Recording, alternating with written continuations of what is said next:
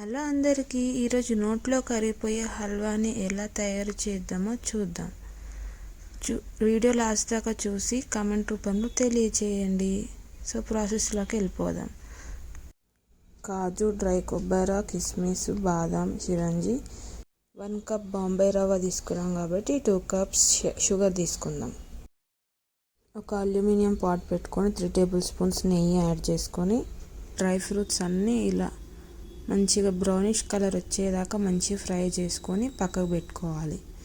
అదే కడాయిలో 1 cup of Bombay రవ్వ యాడ్ చేసుకోవాలండి. మంచిగా ఇవంతా మంచి ఫ్రై చేసుకొని రవ్వ అనేది బాగా ఫ్రై అయ్యేదాకా ఇలా ఉండలు రాకుండా మంచిగా నెయ్యి మొత్తం మీద అయ్యేదాకా మిక్స్ చేస్తూనే ఉండాలి.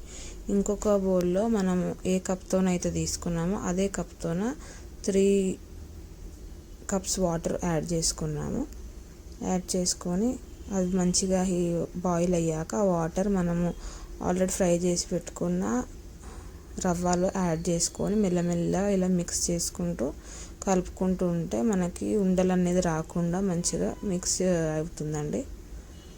ఇలా మంచిగా కలుపుతూ ఉండాలి. దాంట్లో నెక్స్ట్ 1 టేబుల్ స్పూన్ నెయ్యి కూడా మళ్ళీ ఒకసారి యాడ్ చేసుకొని మిక్స్ చేసుకోవాలి. ఇదంతా ఇలా అయ్యాక వాటర్ అంతా ఇది తగ్గిపోయిన తర్వాత అందులోకి 1 కప్ ఆఫ్ రవ్వ కాబట్టి మనం 2 కప్స్ ఆఫ్ షుగర్ యాడ్ చేసుకుంటున్నామండి. షుగర్ కూడా ఇలా మెల్లమెల్లగా కలుపుతూ దీంట్లో యాడ్ చేసుకుంటూ ఉండాలి. సో నేను ఇందులో ఫుడ్ కలర్ యాడ్ చేస్తున్నాను, ఎల్లో కలర్ యాడ్ చేస్తున్నాను.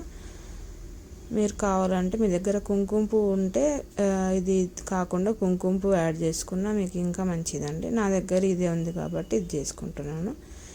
ఇలాచీ పౌడర్ కూడా యాడ్ చేసుకున్నాను. 1 టీ స్పూన్ ఇలాచీ పౌడర్ కూడా యాడ్ చేసుకొని అంతా ఇలా బాగా మిక్స్ చేస్తూనే ఉండాలి. లేకపోతే మనకి ఇది హల్వా అనేది చిన్న చిన్న ఉండల్లాగా వచ్చేస్తుంది. సో మధ్య మధ్యలో కలుపుతూనే ఉండాలి హల్వా మొత్తం.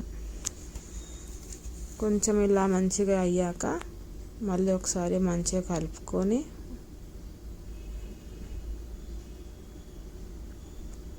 మనం ఇంకా next already dry fruits fry చేసుకుని ఉన్నాయి కదా, అవి కూడా ఇందులో యాడ్ చేసుకొని